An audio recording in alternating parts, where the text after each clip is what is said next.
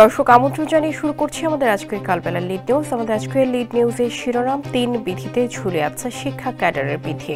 প্রতিবেদন করেছেন নূর মোহাম্মদ। এবার জানাবো বিস্তারিত। ক্যাডার সার্ভিসের সবচেয়ে বড় ব্যাচ শিক্ষা ক্যাডার। 16,500 কর্মকর্তার এই ক্যাডারে পদোন্নতি নিয়ে এখন ঘোর অনিশ্চয়তা।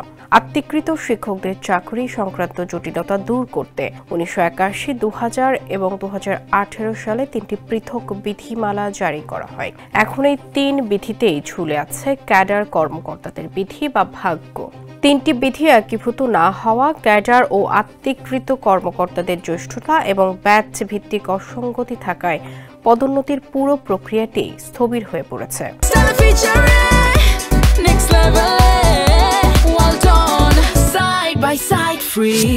সংশ্লিষ্ট কর্মকর্তারা এই 3 বিধিকে এখন পদোন্নতির গলা কাটা হিসেবে অভিহিত করেছেন। শিক্ষা মন্ত্রণালয় বলছে, শিক্ষা ক্যাডারে 3টি টায়ার বা স্তরে পদোন্নতি হয়। প্রভাষক থেকে সহকারী অধ্যাপক, সহকারী অধ্যাপক থেকে সহযোগী অধ্যাপক এবং সহযোগী অধ্যাপক থেকে অধ্যাপক। এর সবগুলোই এখন 3 বিধি জটিলতায় ঝুলে আছে। জ্যেষ্ঠতা নির্ধারণে 3টি রিট মামলা এবং 54টি পৃথক প্রজ্ঞাপনে আত্মীকৃত 1400 কর্মকর্তাকে জ্যেষ্ঠতা দেওয়া হয়। এ কারণে প্রভাষক পদে পদোন্নতি আটকে যায়। এতে 2 স্তরের পদোন্নতিও থমকে গেছে। একই সঙ্গে এই বিধিগুলোর মারপ্যাচে 5754 জনকে পদোন্নতির প্রস্তাব থাকা সত্ত্বেও প্রায় 2300 কর্মকর্তার পদোন্নতি আটকে গেছে।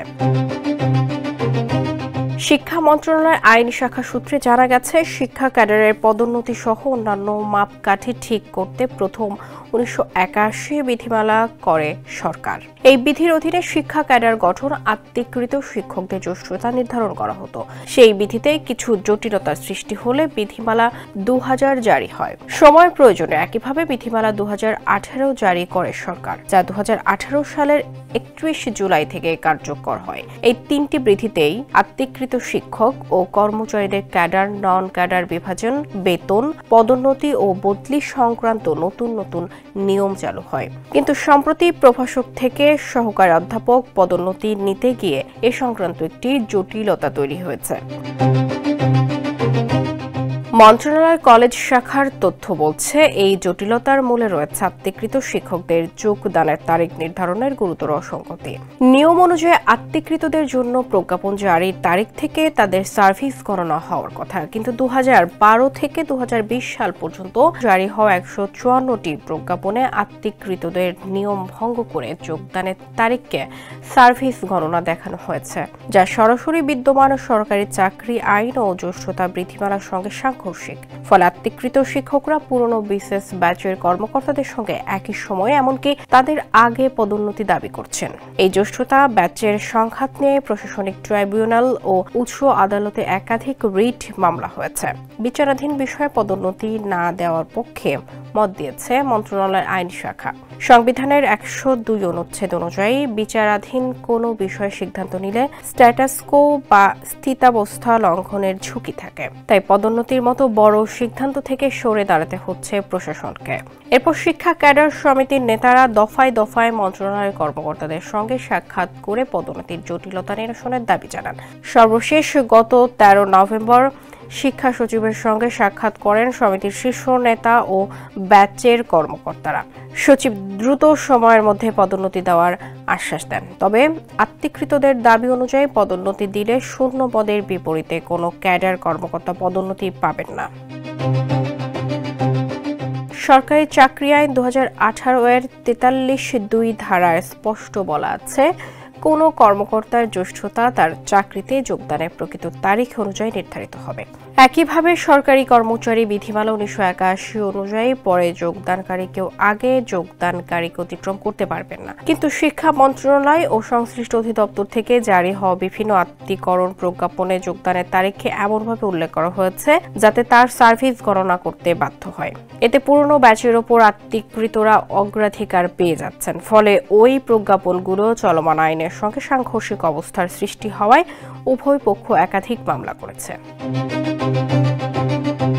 রাষ্ট্রপতির আদেশ ৯-১১ ধারা অনুযায়ী জ্যেষ্ঠতা নির্ধারিত হওয়ার কথা নিয়োগ বা আত্মীকরণ বা পুনর্বহালের কার্যক্রম তারিখ অনুসারে। কিন্তু যখন একাধিক ব্যাচের তালিকা হালনাগাদ থাকে না বা পরস্পর বিরোধী হয়, তখন পদোন্নতির জন্য যোগ্য তালিকা তৈরি করা যায় না। ন্যূনতম চাকরির মেয়াদ নির্ভুলভাবে গণনা অসম্ভব হয় এবং কোনো ব্যাচ বাদ দিয়ে অন্য ব্যাচকে এগিয়ে দিলে তা আইনি চ্যালেঞ্জের মুখে পড়ে। এই জটিলতায় পদোন্নতি বোর্ড সংশ্লিষ্ট কর্মকর্তাদের কোথায় স্থাপন করবে সে সিদ্ধান্তে পৌঁছাতে পারছে না। এমন পরিস্থিতির মধ্যে ৩টি বিধিকে নিয়ে এক কম্বাইন বা সমন্বিত বিধি করার আলোচনা হয়েছে। শিক্ষা সচিব ৩টি বিধিকে এক ছাতার নিচে আনার কথা জানিয়েছেন। শিক্ষা মন্ত্রণালয় জানিয়েছে, আসন্ন জাতীয় নির্বাচনের আগে শিক্ষা ক্যাডারের বড় পদোন্নতির জন্য বিভিন্ন ব্যাচের ৫,৭৫৪ জন কর্মকর্তাকে পদোন্নতির জন্য প্রস্তাব করেছে মাধ্যমিক ও উচ্চ শিক্ষা অধিদপ্তর মাউসি।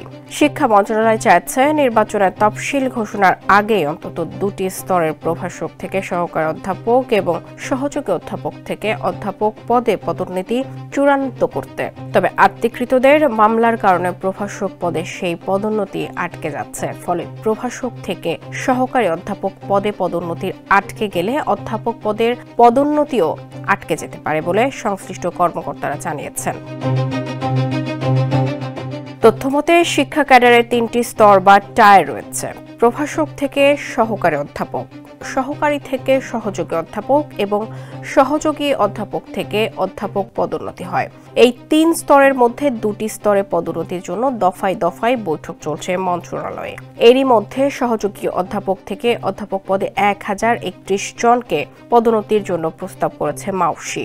এ পদে ২১তম থেকে ২৩তম বিসিএস ব্যাচকে বিবেচনায় নেওয়া হয়েছে।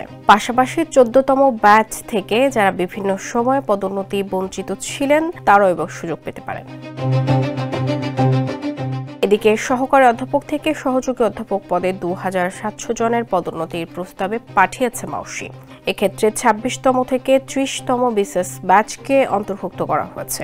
এছাড়া প্রভাষক থেকে সহকারী অধ্যাপক পদে ২,০২৩ জনকে পদোন্নতির জন্য প্রস্তাব করা হয়েছে, যেখানে ৩৩তম থেকে ৩৫তম ব্যাচকে বিবেচনায় নেওয়া হয়েছে। তবে চূড়ান্তভাবে কতজনকে পদোন্নতি দেওয়া হবে তা নির্ধারণে শিক্ষা মন্ত্রণালয় ধারাবাহিক বৈঠক করছে। কয়েক দফায় বৈঠক করে প্রভাষক থেকে সহকারী অধ্যাপক পদে ৩৩তম ও ৩৪তম বিসিএস ব্যাচের যোগ্য ১,২০৪ জনকে পদোন্নতি দেওয়ার প্রাথমিক সিদ্ধান্ত হয়েছে।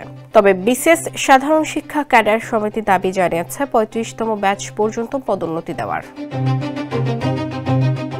মন্ত্রণালয়ের কর্মকর্তারা বলছেন, নির্বাচনী তফসিল ঘোষণার আগে শিক্ষা ক্যাডারের বড় পদোন্নতি দিতে কাজ শুরু করেছেন। এর মধ্যে প্রভাষক থেকে সহকারী অধ্যাপক পদে পদোন্নতির প্রক্রিয়া প্রায় শেষ পর্যায়ে রয়েছে।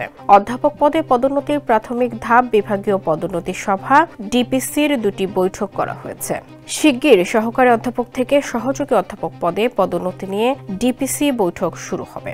সব মিলিয়ে শিক্ষা মন্ত্রণালয় চাইলে নির্বাচনের আগেই এই ক্যাডারের বড় একটি পদোন্নতি দিতে পারে। ৩ স্তরে সম্ভব না হলেও অন্তত প্রভাষক থেকে সহকারী অধ্যাপক এবং সহযোগী থেকে অধ্যাপক পদে পদোন্নতির কাজ শেষ করতে চায় মন্ত্রণালয়। সেজন্য প্রশাসনিক বিভিন্ন প্রক্রিয়া দ্রুত শেষ করতে সংশ্লিষ্ট দপ্তরগুলোকে তাগাদা দেওয়া হয়েছে। শিক্ষা মন্ত্রণালয় কলেজ শাখার তথ্যমতে সহযোগী অধ্যাপক থেকে অধ্যাপক পদে পদোন্নতির জন্য ১,০৩১ জনকে প্রস্তাব করা হয়েছে। এ পদের জন্য পদোন্নতিযোগ্য ব্যাচ হল ২১তম থেকে ২৩তম বিসিএস। গত ১৩ ও ১৫ নভেম্বর এই সংক্রান্ত ২টি ডিপিসি সভা হয়েছে। সেখানে শূন্য পদের তালিকা এবং যোগ্য প্রার্থীদের এসিআর যাচাই বাছাই করা হয়েছে। মাউসির কর্মকর্তারা বলছেন, আগামী ২ বছরের মধ্যে শিক্ষা ক্যাডারের সবচেয়ে বড় ব্যাচ ১৪তম ও ১৬তম বিসিএস এর প্রায় সবাই অবসরে চলে যাবেন। ফলে অধ্যাপক পদে ব্যাপক পদ শূন্য হবে। সারা দেশে ৬০০রও বেশি কলেজ অধ্যক্ষ ও উপাধ্যক্ষের পদ ছাড়াও মাউসির বিভিন্ন প্রশাসনিক পদ, এনসিটিবি, নায়েব, ১১টি শিক্ষা বোর্ড, দেশের আঞ্চলিক অফিস, জাতীয় উন্মুক্ত বিশ্ববিদ্যালয় বিশেষজ্ঞ কারিগরি, প্রাথমিক এবং মাদ্রাসা অধিদপ্তরের বিভিন্ন পর্যায়ে শিক্ষা ক্যাডার থেকে অধ্যাপক পদে ডেপুটেশন পদায়ন করা হয়। সব মিলিয়ে ১,২০০ গুরুত্বপূর্ণ পদে শিক্ষা ক্যাডারের অধ্যাপকদের পদায়ন করা হয়। এর সঙ্গে কলেজগুলোতে বিভাগীয় প্রধান, অধ্যাপক পদ তো রয়েছেই। এই বিশাল সংখ্যক পদের যোগ্য কর্মকর্তার প্রয়োজন মেটাতে দ্রুততম সময়ে পদোন্নতি দেওয়া জরুরি বলে মনে করছে শিক্ষা মন্ত্রণালয়। মন্ত্রণালয় চাইছে অধ্যাপক পদে শূন্য পদের বিপরীতে পদোন্নতি দিতে, আর মাউসি চাইছে 1031 জন সবাইকে পদোন্নতি দিতে। জানতে চাইলে মাউসির মহাপরিচালক অধ্যাপক BM আব্দুল হান্নান কালবেলাকে বলেন, আমরা চাচ্ছি সর্বোচ্চ সংখ্যক পদে পদোন্নতি দেওয়ার। সেজন্য অধিদপ্তরের পক্ষ থেকে যত ধরনের চেষ্টা দরকার সবটাই করা হচ্ছে। আশা করছি মন্ত্রণালয় দ্রুত সময়ের মধ্যে পদোন্নতির সুখবর দেবে। সার্বিক বিষয়ে জানতে চাইলে শিক্ষা মন্ত্রণালয়ের অতিরিক্ত সচিব মুজিবুর রহমান কালবেলাকে বলেন, 2টি স্তরে পদোন্নতির জন্য কাজ চলছে।